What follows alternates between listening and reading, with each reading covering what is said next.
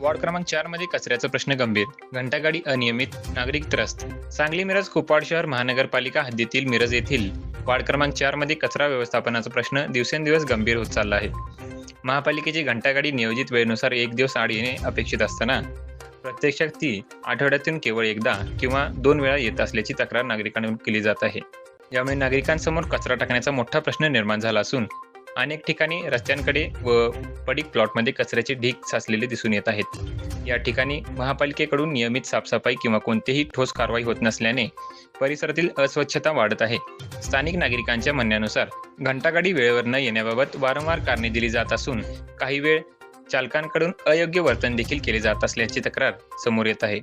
विशेष म्हणजे या गंभीर समस्येकडे वार्डमधील कोणत्याही नगरसेवकाचे लक्ष नसल्याचा आरोप नागरिक करत आहेत. दरम्यान कचऱ्याचे ढीग वाढल्याने परिसरात मोकाट कुत्र्यांची संख्या मोठ्या प्रमाणात वाढली आहे. यामुळे नागरिकांमध्ये भीतीचे वातावरण निर्माण झाले असून कुत्र्यांच्या हल्ल्याच्या घटनांमध्ये वाढ झाल्याची माहिती समोर येत आहे.